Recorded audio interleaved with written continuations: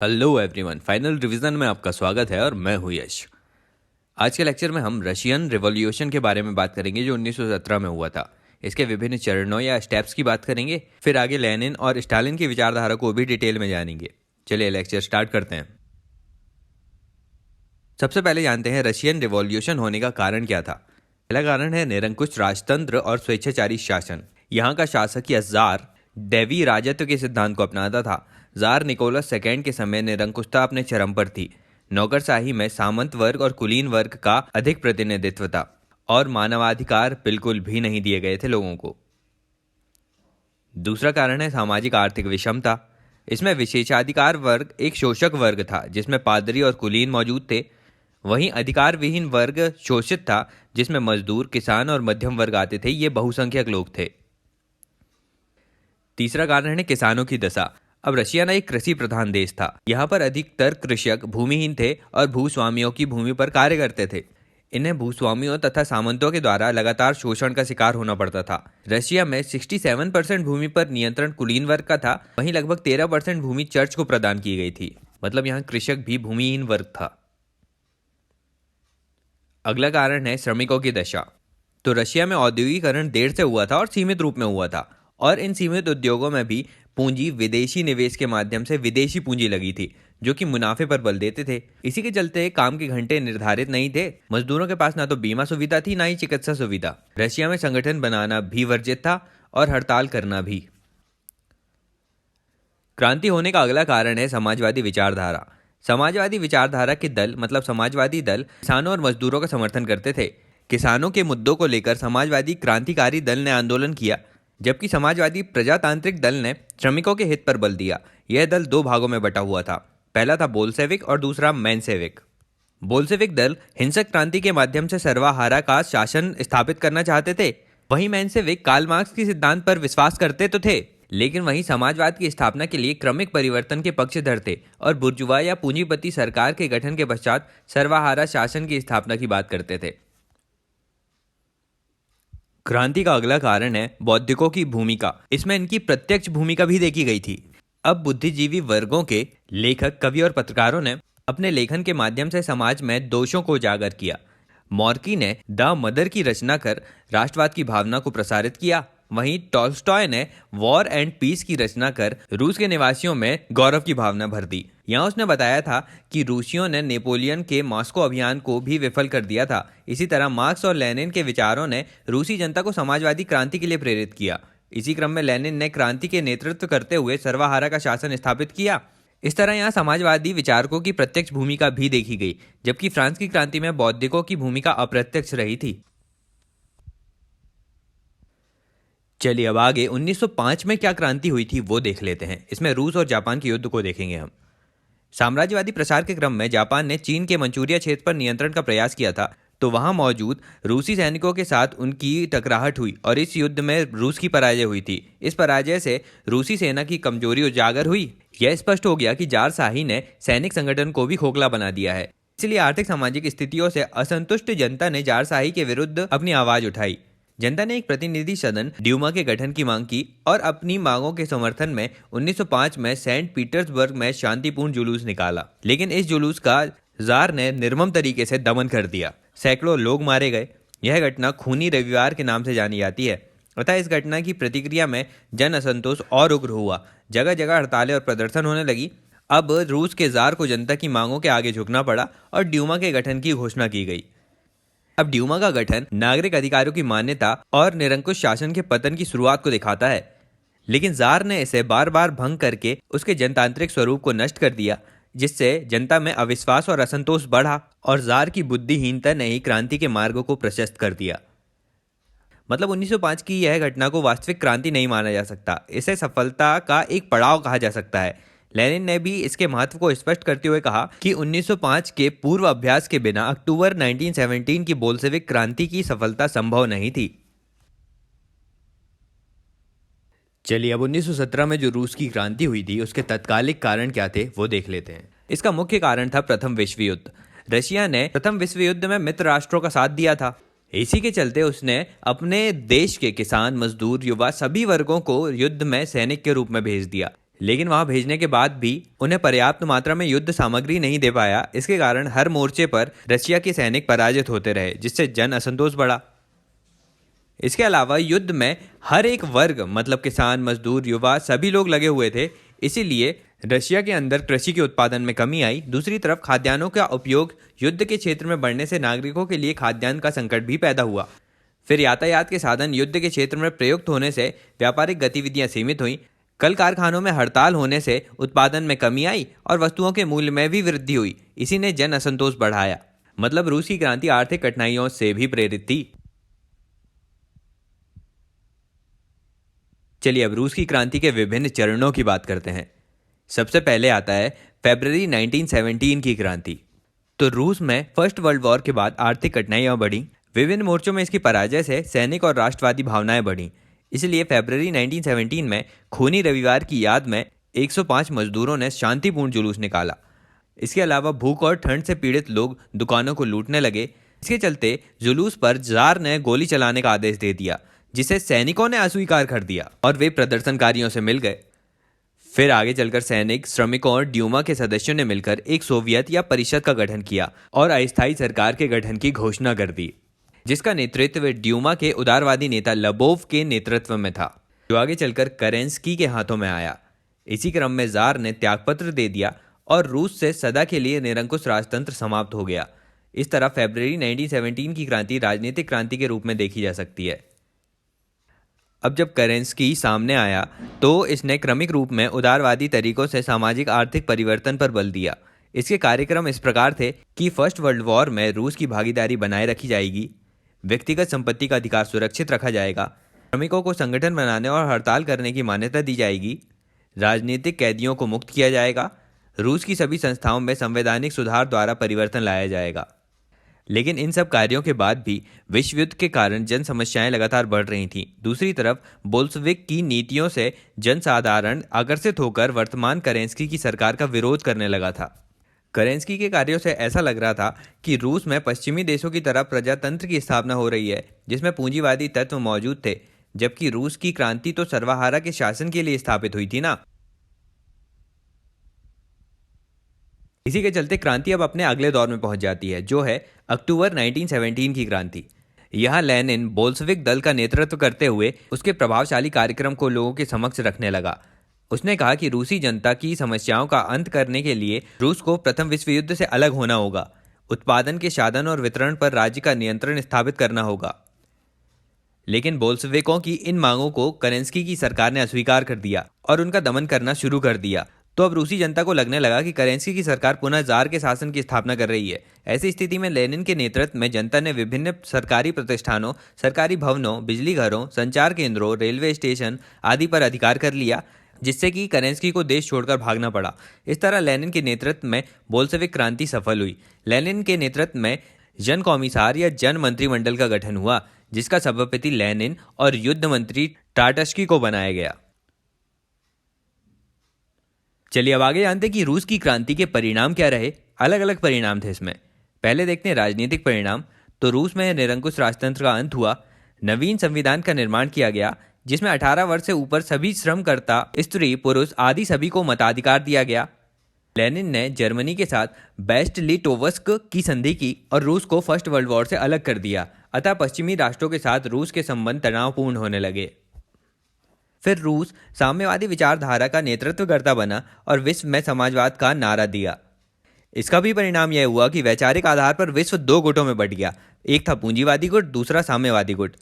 रूस औपनिवेशिक शोषण से मुक्ति का अग्रदूत भी बन गया था। मतलब ये साम्राज्यवाद और पूंजीवाद का विरोध कर रहा था। ये थे क्रांति के राजनीतिक परिणाम। अब रशियन रिवॉल्यूशन के आर्थिक परिणाम देखते हैं। तो रूस से निजी संपत्ति की अवधारणा समाप्त कर दी गई। उत्पादन के साधन और वितरण पर राज्य का नियंत्रण स्थापित हुआ। जमींदार व्यवस्था समाप्त कर दी गई। रशिया ने आर्थिक औद्योगिक विकास पर बल दिया, लेकिन एक साम्यवादी विचारों से युक्त देश होने के कारण इसे विदेशी सहायता मिलना बंद हो गई। इसलिए स्वयं औद्योगिक विकास पर इसने बल दिया। इसी क्रम में लेनिन ने ऊर्जाकरण ही समाजवाद है का नारा भी दिया था। फिर रशिया ने नियोजित अर्थव्यवस्था अपनाई, जिसका परिणाम यह हुआ कि विभिन्न क्षेत्रों में सुनियोजित तरीके से विकास के लक्ष्य को पूरा किया गया और सोवियत संघ 1929 की वैश्विक आर्थिक मंदी से भी बचा रहा। अब आगे जानते हैं कि क्रांति के सामाजिक परिणाम क्या हुए। वर्ग भेद की यहाँ समाप्ति हो गई, श्रम की महत्वता बढ़ने लगी, धार्मिक संस्थाएं बंद हो गई थीं, फिर शिक्षा पर बल दिया जाने लगा। यहाँ धार्मिक शिक्षा न देकर वैज्ञानिक शिक्षा पर बल दिया जाने लगा और प्राथमिक माध्यमिक शिक्षा अनिवार्य कर दी गई। लैंगिक भेदभाव समाप्त हो गए, तो स्त्रियां सेना, शिक्षण संस्थाएं और न्यायालयों में काम करने लगी थी अब, और शिशु पालन केंद्र भी खोले गए। आगे जानते हैं कि क्रांति के वैश्विक परिणाम क्या हुए। तो विभिन्न देशों में साम्यवादी दल और साम्यवादी सरकारें बनने लगीं, श्रम संगठन बने, अंतर्राष्ट्रीय श्रम संगठन भी बना। शीत युद्ध में साम्यवाद और पूंजीवाद आमने सामने भी आए थे बाद में, और अंतर्राष्ट्रवाद की अवधारणा सामने आने लगी। विश्व में समाजवाद की अवधारणा अब फैलने लगी थी। तो ये कुछ परिणाम हुए थे रूस की क्रांति के। अब बात करते हैं लेनिन की विचारधारा के बारे में। इसकी विचारधारा क्या थी वो देखते हैं। सबसे पहले सर्वहारा की चेतना के प्रति विचारधारा। लेनिन मार्क्स के सिद्धांतों की व्याख्या रूस की परिस्थितियों के अनुसार करता है और कहता है कि अधिक सचेत सर्वहारा क्रांति का नेतृत्व करें। अब देखिए, यहाँ पर मार्क्स ने कहा था कि संपूर्ण सर्वहारा को चेतनामय होकर हिंसक क्रांति कर पूंजीवादी व्यवस्था को समाप्त करना होगा, लेकिन लेनिन का रूस की परिस्थितियों के अनुसार मानना था कि संपूर्ण सर्वहारा को जागृत होने में समय लगेगा, इसलिए अधिक सचेत सर्वहारा क्रांति का नेतृत्व करें और इसके लिए साम्यवादी दल कार्य करें। अब आगे किसी भी विचारधारा के प्रति लेनिन का क्या दृष्टिकोण था वो देखते हैं। तो पहले मार्क्स ने कहा था कि विचारधारा मिथ्या चेतना या भ्रम पैदा करती है, क्योंकि इसका निर्माण कुलीन विशेषाधिकार वर्ग के द्वारा होता है जो अपने हितों की पूर्ति करते हैं। मार्क्स ने कहा कि कोई भी विचारधारा तर्क पर आधारित नहीं होती, एक तरीके से वह असत्य होती है, किंतु इसका निर्माता उसे इस तरीके से व्यक्त करता है कि जनसाधारण सच मान लेता है इसे, और इस विचारधारा के आलोक में उसका शोषण होता है। दरअसल कोई भी विचारधारा सर्वहार के हितों के लिए नहीं बनी, चाहे वह धार्मिक विचारधारा हो अथवा सामाजिक संबंधों को निर्धारित करने वाली विचारधारा। अब मार्क्स के इस कथन के संदर्भ में लेनिन ने साम्यवादी शासन की स्थापना के लिए मार्क्स की विचारधारा को महत्वपूर्ण बताया और कहा कि इसके द्वारा सर्वहारा में चेतना जागृत होगी और वह शोषण से मुक्ति प्राप्त करेगा। आगे जानते हैं विश्व क्रांति के संदर्भ में इनकी विचारधारा क्या थी। तो मार्क्स के समान ही लेनिन की विचारधारा भी थी। यहाँ लेनिन ने विश्व में सदैव सर्वहारा क्रांति पर बल दिया। उसके अनुसार रूसी सर्वहारा को विश्व सर्वहारा का सहयोग करना चाहिए और क्रांति कर साम्यवादी शासन की स्थापना करनी चाहिए। लेनिन ने कहा कि पूंजीवाद के साथ साथ साम्राज्यवाद को भी समाप्त करना चाहिए, क्योंकि साम्राज्यवाद पूंजीवाद की चरम अवस्था है। आगे जानते हैं लेनिन किसानों के संदर्भ में क्या कहते हैं। तो इनका मानना था कि रूसी सर्वहारा को किसानों का सहयोग लेना चाहिए, मतलब क्रांति के दौरान उच्च और निम्न किसानों में फूट पड़ जाएगी और भूमिहीन किसान क्रांति में श्रमिकों का सहयोग कर पूंजीवादी शासन को समाप्त कर सर्वहारा का शासन स्थापित करेंगे। ये कहना था लेनिन का। तो ये थी विचारधाराएं लेनिन की। अब लेनिन के समक्ष कौन कौन सी समस्याएं मौजूद थीं उसे देख लेते हैं। सबसे पहले है प्रथम विश्व युद्ध की समस्या। इसमें रसिया ने 1918 के बैसलिटोवस्क की संधि के अनुसार रूस ने अपने कई क्षेत्र खोए, उसे टर्की के क्षेत्रों से अपना नियंत्रण त्यागना पड़ा, साथ ही यूक्रेन से भी सेनाएं हटानी पड़ी और खनिज संसाधन युक्त कई क्षेत्र उसके हाथों से चले गए। यह संधि अपमानजनक तो थी रूस के लिए, लेकिन उसकी आंतरिक दशाओं के सुधार के लिए समयानुसार ये उचित भी था। इसी के चलते वे युद्ध जनित कठिनाइयों से बाहर निकल सके। लेनिन के सामने दूसरी समस्या थी गृह युद्ध की समस्या। मतलब रशिया के अंदर ही दो गुट थे, एक था जो साम्यवादी क्रांति का समर्थन कर रहा था और दूसरा उनका विरोध कर रहा था।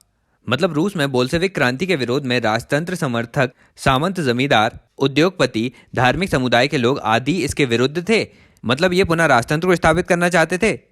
वहीं दूसरी ओर उदार लोकतंत्रवादी पश्चिमी प्रारूप में उदार लोकतांत्रिक शासन की स्थापना चाहते थे।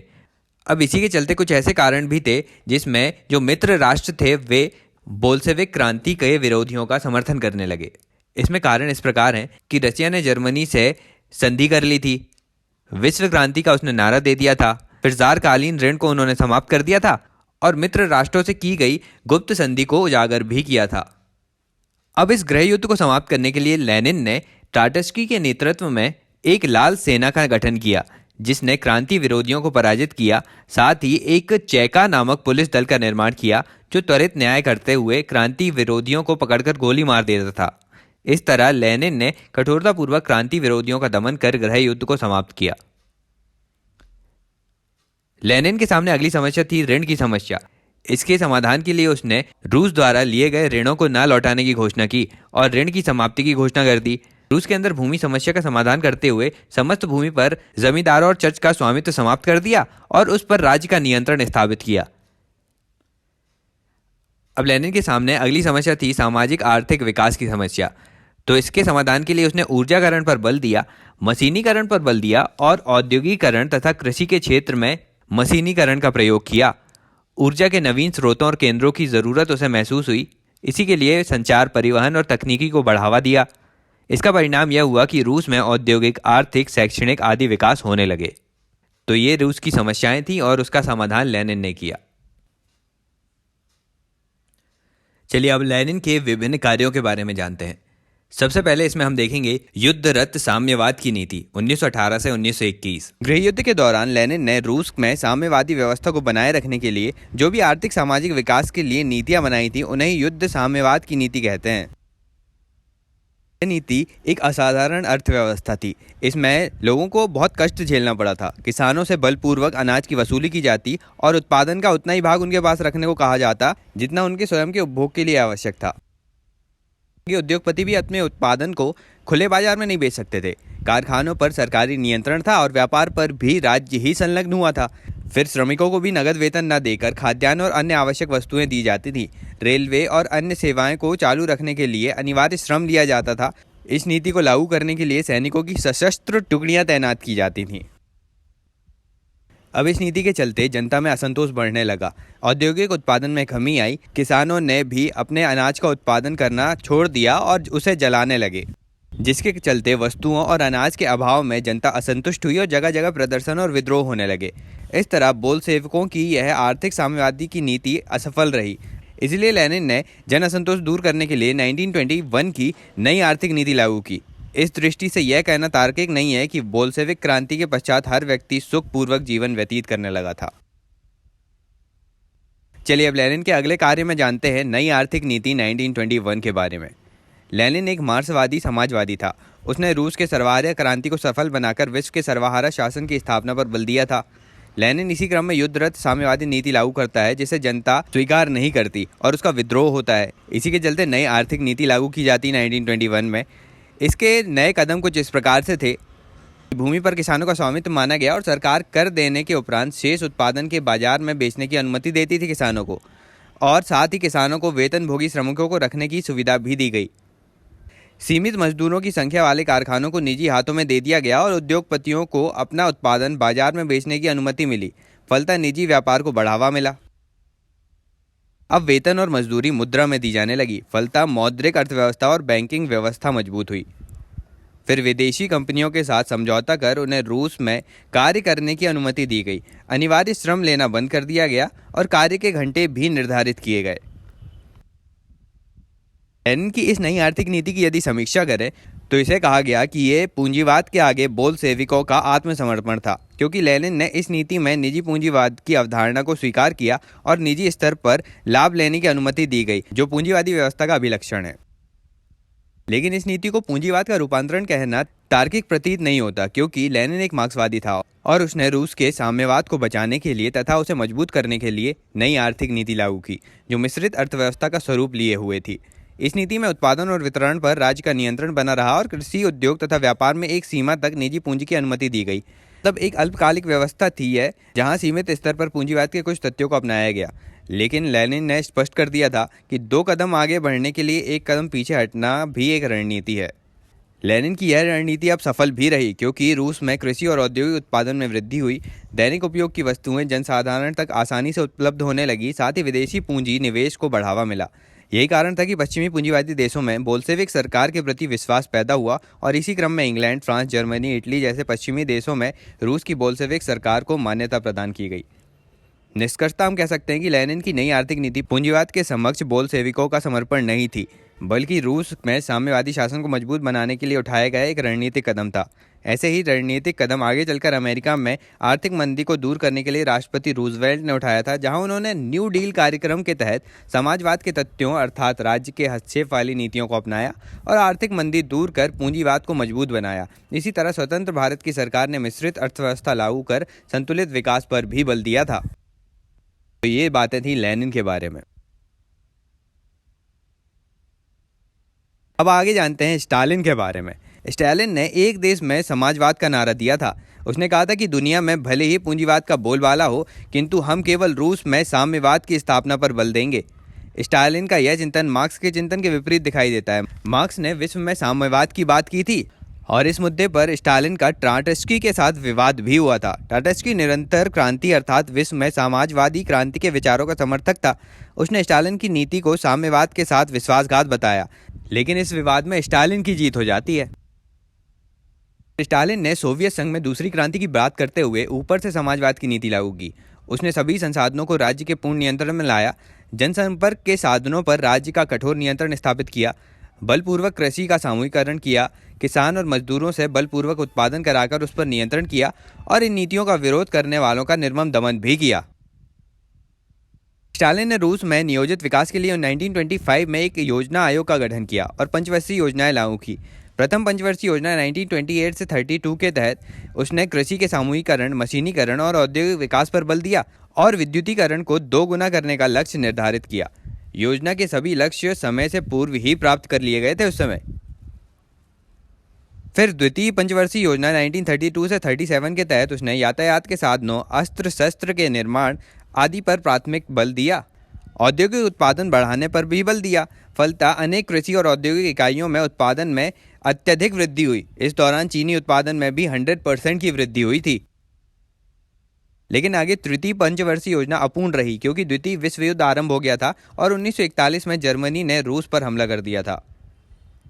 इन नीतियों का परिणाम यह हुआ कि रूस में कृषि और औद्योगिक उत्पादन में अत्यधिक वृद्धि हुई, वैज्ञानिक तकनीकी शिक्षा का पर्याप्त विकास हुआ, साक्षरता में अत्यधिक वृद्धि हुई और स्टालिन के काल की आर्थिक, सैनिक और तकनीकी समृद्धि में उस समय सोवियत संघ को इतना सक्षम बनाया कि वह शीत युद्ध के दौर में अमेरिका जैसी महाशक्ति से भी मुकाबला करने लगा। किंतु सोवियत संघ की यह समृद्धि नागरिक अधिकारों की कीमत पर हुई थी। अतः सोवियत साम्यवादी शासन को नागरिक अधिकारों का हनन करने वाला शासन के रूप में भी जाना जाता है। ये सारी बातें थी स्टालिन के बारे में और उसकी नीतियों के बारे में। चलिए अब अगले टॉपिक में फ्रांस की क्रांति और रशियन रिवॉल्यूशन की तुलना करते हैं। सबसे पहले जानते हैं कि इन दोनों क्रांतियों में समानताएं कौन कौन सी थी। दोनों ही देशों में निरंकुश राजतंत्र था। स्वेच्छाचारी शासक थे जो देवी सिद्धांत से युक्त थे। यहाँ पर शासन में सामंत और कुलीन वर्ग भी मौजूद थे जो जनता के शोषक थे, मतलब ये किसानों और मजदूरों का शोषण करते थे। मतलब यहाँ वर्ग विभाजित समाज था जहाँ शोषक शोषित संबंध मौजूद थे जो क्रांति का आधार बने।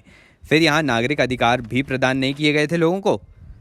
इनके अलावा फ्रांस और रूस की क्रांतियों की पृष्ठभूमि युद्ध जनित आर्थिक कठिनाइयां बनी थी।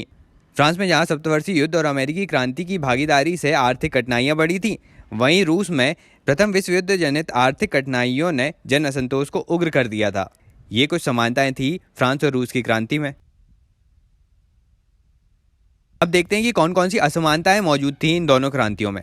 फ्रांस की क्रांति प्रबोधनकालीन चिंतन और अमेरिकी क्रांति से प्रेरित दिखाई देती है, जबकि रूस 20वीं सदी तक एक पिछड़े देश के रूप में मौजूद था। वहां इन विचारों का प्रभाव ही नहीं दिखाई पड़ा।